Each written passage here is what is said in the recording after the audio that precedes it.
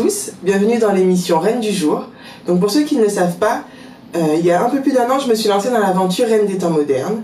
Reine des temps modernes, c'est un beau livre qui fait revivre 10 héroïnes africaines et afrodescendantes à travers des femmes actuelles grâce à un travail d'écriture, de photographie, de design et de stylisme. Donc dans le cadre de ce projet, je reçois aujourd'hui notre nouvelle invitée, Leslie, qui va se présenter d'ici quelques instants et nous faire part de son parcours qui, à mes yeux, est très inspirant. Donc bonjour Leslie, merci d'avoir accepté mon invitation. Merci à toi. Mais écoute, on va commencer par te laisser te présenter. Dis-nous donc d'où tu viens, quel est ton parcours et surtout ce que tu fais dans la vie actuellement. Donc mon parcours, c'est celui d'une étudiante depuis 5 ans maintenant à Sciences Po. Donc je suis actuellement en master affaires publiques et que je termine cette année en apprentissage dans le secteur de l'énergie, parce que je travaille actuellement à Engie, donc ex-GDF Suez. Également à côté, j'ai des engagements associatifs, donc celui d'être présidente de la MAJ, donc qui est Martinique Ambition Jeune, une association qui est dédiée à la jeunesse martiniquaise ici en Hexagone. D'accord. Donc on va commencer par ton implication dans le milieu associatif. Est-ce que tu peux nous parler un petit peu des actions de cette association, la MAJ, et voilà, nous expliquer un petit peu ton rôle et les ambitions de cet asso? Donc les ambitions de la MAJ, c'est vraiment sur 3 grands secteurs que ça se joue. Donc tout d'abord celui d'accompagner les jeunes qui viennent en fait de Martinique à l'Hexagone, puisque justement quand on arrive ici on peut avoir des difficultés, on peut se sentir isolé, manquer de confiance, ne pas avoir ses repères, et l'association MAJ vise à en fait délivrer ses repères très rapidement pour que le jeune puisse se concentrer sur sa réussite et sur son projet de mobilité. Ça, c'est le premier volet. Le deuxième, c'est de former un réseau, puisqu'aujourd'hui, on sait que tout se passe par le réseau. Et donc, il faut absolument que les jeunes prennent ce réflexe de pouvoir sortir, aller dans des événements, de pouvoir prendre les bons contacts, de pouvoir les utiliser et de pouvoir justement former une véritable communauté qui est dédiée à l'intégration, au projet. Et le troisième, c'est le retour au pays. Donc, parce que en Martinique, en fait, la plupart des jeunes qui sortent de Martinique, qui viennent ici à Paris, ne reviennent pas. Et ça, c'est un véritable manque à gagner pour la Martinique, pour le développement. Et donc, nous, on veut permettre, notamment aux entrepreneurs, de pouvoir revenir et de pouvoir mener leurs projets en Martinique. D'accord. On se réunit assez souvent à la Maison de Martinique, qui est vraiment un lieu où fédérer les jeunes Martiniquais et les Martiniquais qui sont à Paris. Donc on se réunit au moins une fois par semaine pour développer nos projets, puisque nous sommes une jeune association, mais pleine d'ambition. Et d'où te vient cette volonté de t'engager dans le milieu associatif, notamment pour la jeunesse et pour la jeunesse martiniquaise en particulier?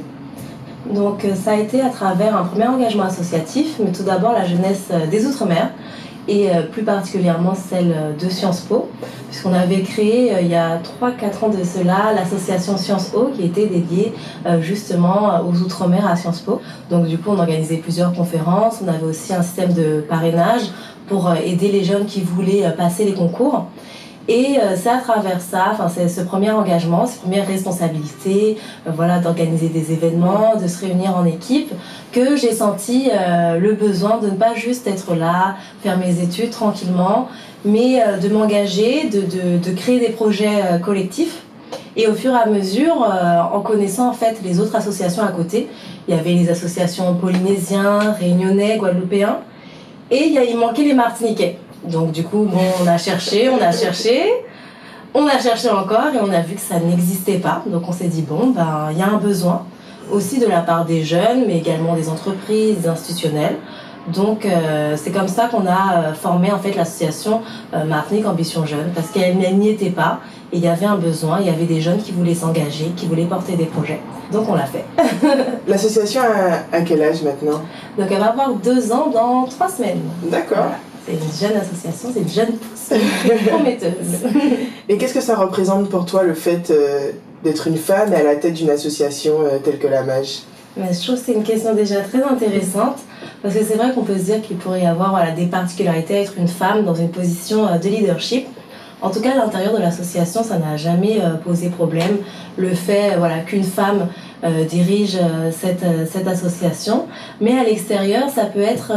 j'ai vécu des situations où on doutait en fait de ma capacité ou de ma légitimité en tant que présidente, en tant que première responsable d'une association.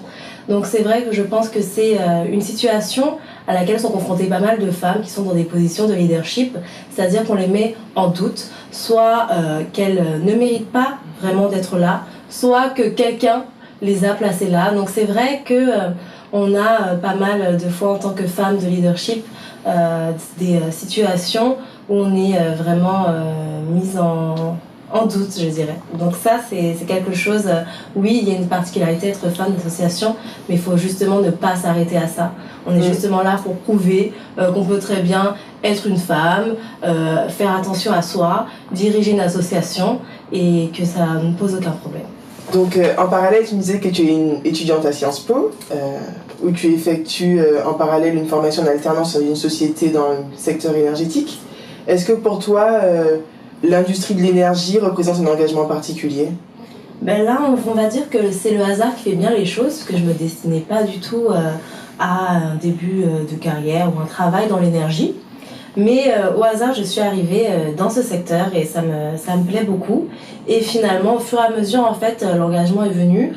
Pourquoi ? Parce que l'énergie, c'est un secteur avec de fortes potentialités, que ce soit la transition énergétique, notamment dans les pays développés, ou que ce soit par exemple dans les pays émergents ou en développement, la base en fait des possibilités, des potentialités, puisque sans énergie, sans infrastructure, on ne peut rien faire. Donner de l'électricité à un foyer, à un village, à une communauté, ça change leur vie. Et donc c'est cette importance de l'énergie qui me motive à entreprendre dans ce secteur-là et à travailler dans ce secteur-là. Donc l'engagement n'était pas à la base, mais il est venu. Il est venu avec le temps. Et je voudrais aussi savoir, parce que voilà, on voit que tu as plusieurs casquettes, quelle place occupe ta culture dans tous ces engagements, dans tous ces projets que tu mènes? Alors je dirais que ma culture est à la base, en fait, parce que j'ai fait d'abord un gros travail sur mon identité, avant de pouvoir savoir ce qui était bon pour moi. En fait, j'ai eu besoin de connaître ce que j'étais pour savoir ce que je voulais faire. Donc ça, c'est très très important. Donc ma culture, notamment... je suis passée par plusieurs phases, évidemment. Donc étant martiniquaise, mais ayant toujours vécu ici. Étant noire, mais avec une peau très très blanche. Donc du coup, je me suis beaucoup cherchée. Je me suis d'abord trouvée par rapport à la littérature, donc en lisant beaucoup de littérature afro-américaine, puisque c'est vrai que les Américains sont beaucoup plus poussés dans la recherche de cette identité, qu'est-ce qu'on était, qu'est-ce qu'on avait à faire au monde. Donc c'est tout d'abord aux Amériques que je me suis découvert par les livres. Ensuite, je me suis poussée avec l'histoire de l'Afrique, pas juste l'épisode de l'esclavage, mais également aller plus loin, les royaumes de Kemet, les royaumes vraiment essentiels qui ont fondé notre histoire bien avant l'esclavage. Et c'est ensuite encore que je me suis interrogée sur notre identité vraiment caribéenne et martiniquaise. Donc toutes ces phases font partie de moi. Et c'est vrai que à la Mage aussi, il y a une partie qui est très très culturelle, puisque ce qu'on veut être, on est tous très très patriotes, très fiers de la Martinique, et ce qu'on veut montrer, c'est qu'on peut réaliser des choses en ayant la force de sa culture derrière. Et c'est dans tous mes engagements, c'est ça. Et je suis très fière quand je réalise quelque chose, d'être une femme noire, avec une couronne afro, et d'assumer totalement ce que je suis et de le transmettre dans ce que je fais. Et pour ceux qui ne savent pas, tu es aussi l'un des portraits présentés dans le livre Afro, écrit par Rokhaya Diallo, où elle présente des hommes et des femmes qui ont décidé de faire un retour aux cheveux naturels, ou qui tout simplement assument leurs cheveux crépus. Qu'est-ce que ça représente pour toi, le napisme ? Donc le napisme, c'est venu il y a 7 ans pour moi, et c'est à la suite de nombreuses déceptions capillaires. Donc tout d'abord, des années et des années de défrisage, de lissage, de brushing, et ensuite un tissage qui a fini par casser tous mes cheveux. Donc et après, à la suite de ça, j'ai découvert ces petits bouts de cheveux naturels que je ne connaissais pas. Et puis j'ai voulu essayer de les faire pousser. Bon, j'ai dit bon, ils sont là, je vais essayer justement de continuer. Donc la transition, c'est quelque chose de très très difficile avec les deux textures, mais on y a survécu, donc on y survit. Et au fur et à mesure, je me suis mis à vraiment aimer mes cheveux naturels. Donc à l'époque, il y a 7 ans, il n'y avait pas encore beaucoup de sites, etc. C'était surtout guidé par les Américaines. Donc j'essayais de trouver des conseils pour les entretenir, vraiment d'acheter beaucoup de produits. Donc quand on devient nappy, on achète. Et au fur et à mesure, j'ai découvert ma texture. Et j'ai découvert un peu qui j'étais grâce à ces cheveux. Et progressivement, donc on a eu cette communauté de femmes ici à Paris qui s'est formée autour du cheveu naturel. Et ça, je pense que c'était très très important parce que, nous, comme on a dit également, les femmes noires, on a toujours été dépossédées d'une part de notre identité et on a été aussi dépossédées de nos propres cheveux, ce qui est extrêmement fort quand même d'être dépossédée d'une part aussi naturelle de soi. Et nos cheveux sont politiques, c'est-à-dire qu'un afro, c'est une revendication en soi, ce n'est pas qu'un style esthétique. Même par exemple, durant les mouvements dans les années 60, on avait peur d'un afro. Et bien là, aujourd'hui, c'est une revendication qui est extrêmement positive de se réaffirmer, de s'assumer et de porter son identité et sa couronne de reine des temps modernes, du coup, aujourd'hui en tant que femme noire. Donc pour toi, si on peut reprendre ta définition tout à l'heure de reine des temps modernes, c'est important aussi de s'affirmer en tant que telle, en étant ce que l'on est, avec ses cheveux naturels, assumer ces caractéristiques qui font de nous une femme à la fois noire du 21e siècle. Ouais, non, je pense que c'est essentiel de s'assumer, de se définir soi-même aussi, de ne pas juste avoir porté trop d'importance à la définition que les autres nous donnent, mais vraiment de se définir soi-même, de s'assumer soi-même et de porter un peu cet héritage et le transmettre. Est-ce que toi tu as eu des femmes comme ça qui t'ont marqué étant plus jeune, que tu as pu te représenter en modèle? Tout à l'heure tu parlais de littérature afro-américaine. Est-ce qu'il y a des auteurs ou des artistes qui t'ont aidé à te construire plus jeune? C'est encore une fois une très bonne question puisque du coup la pièce en a imprégnée puisque j'ai vu qu'il y avait des citations de Maya Angelou ici et moi c'est une écrivaine que j'ai découvert en 5e parce que moi alors là j'adorais les bouquins, donc quand c'était la rentrée, en fait quand j'avais mes manuels, je lisais tous les manuels en entier, donc ça peut paraître un peu étrange mais du coup j'ai pu découvrir le poème Phenomenal Woman de Maya Angelou qui m'a beaucoup inspirée puisque en étant adolescente parfois on n'est pas sûr vraiment de soi, on ne sait pas trop où on veut aller, etc. Et j'ai vu ça et je me suis fait une cure de Maya Angelou, c'est-à-dire qu'au moins tous les 2 jours à peu près je me récitais ce poème, je me regardais dans un miroir et je récitais ce poème de Phenomenal Woman pour me persuader que moi aussi je pouvais être une femme phénoménale. Et au fur et à mesure j'ai découvert d'autres poèmes, par exemple Still I Rise. Et c'est des choses qui m'inspirent beaucoup dans la vie de tous les jours pour justement, comme on a discuté au cours de cet échange, de pouvoir prendre la force de ses racines et ensuite aller de l'avant, aller faire des projets et oser. Tu pourrais nous citer un petit bout d'un de ces poèmes de Maya Angelou? Oui, donc je crois que c'est la fin de Still I Rise qui m'inspire beaucoup. Moi aussi, je l'ai placardé dans ma chambre. Donc en anglais, ça donne Out of the huts of history shame, I rise. I'm from a past that's rooted in pain, I rise. I'm a black ocean, leaping and wide, belling and swelling, I bear in the tide. Leaving behind nights of terror and fear, I rise. Into a daybreak that endlessly clear, I rise. Bringing the gifts that my ancestors gave, I am the dream and the hope of a slave. I rise, I rise, I rise. Pour la traduction, pour les non-anglophones, c'est justement Maya Angelou qui dit qu'elle quitte les nuits de terreur pour aller vers un avenir qui est brillant. Et la dernière phrase qui m'inspire beaucoup, c'est qu'elle dit qu'elle prend en fait tous les dons, tous les cadeaux de ses ancêtres et qu'elle est en fait l'espoir et le rêve de l'esclave. Et c'est comme ça que je me conçois. Quand je fais quelque chose, je réfléchis beaucoup à ce que mes ancêtres auraient voulu, ce qu'ils ont fait pour lutter, pour qu'on soit là aujourd'hui. Et c'est pour ça aujourd'hui que je fais toutes ces choses, c'est pour eux. Voilà. C'est très intéressant. Et tu parles d'héritage. Moi, j'aimerais savoir ce que toi, tu souhaiterais laisser aux générations futures, aux jeunes femmes qui arrivent et qui justement pourraient te voir toi en tant que modèle. Qu'est-ce que tu aimerais leur laisser? Donc oui, c'est très féminin ce que je voudrais laisser, puisque comme j'ai dit, je pense qu'on a ça en commun, que la femme noire est au cœur de nos problématiques et de nos vies.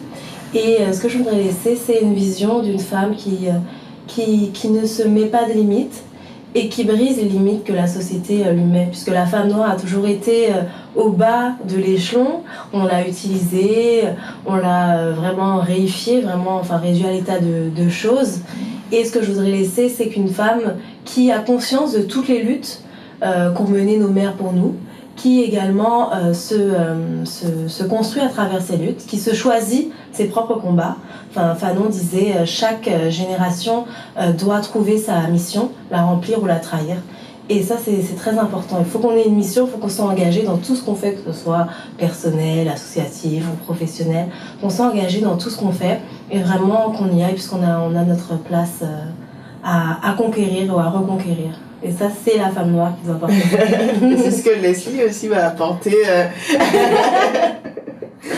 Mais qu'est-ce qu'on peut te souhaiter pour l'avenir? Quels sont tes projets sur le court et le long terme?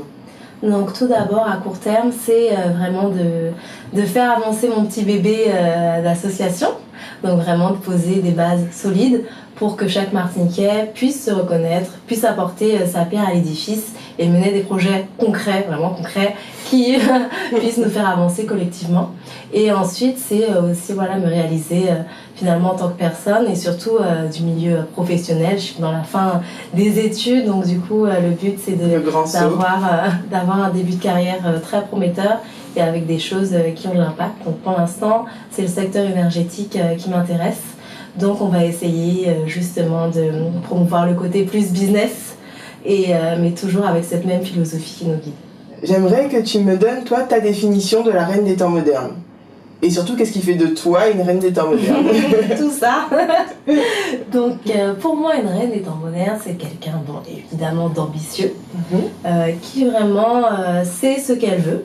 Après, ça peut changer. On doit aussi se donner l'opportunité de changer d'objectif, mais on doit toujours se fixer des objectifs, des défis. C'est quelqu'un qui a une identité qui est assez forte, puisque c'est de là, justement, qu'on puise toute l'énergie pour réaliser ce qu'on fait. Et c'est quelqu'un de fier et presque d'insolent. Moi, je suis très insolente et j'adore ça. Je n'ai aucun problème avec ça, parce qu'il en faut, parce qu'on aura des personnes qui vont nous mettre des barrières, des situations. Et si on n'a pas un peu de ballon pour vraiment y aller, ça ne marche pas. Donc c'est ça. C'est quelqu'un qui est inspiré, qui est inspirante et qui a à cœur aussi de transmettre des choses et d'utiliser son héritage pour justement faire des choses par elle-même et ensuite de léguer tout ça aux générations futures. Et pour tous ceux qui souhaiteraient suivre l'actualité de la Mage, est-ce que tu peux nous dire un petit peu, si vous avez un Facebook, un site internet qui nous permettrait de suivre les actions de l'association pour l'année 2016?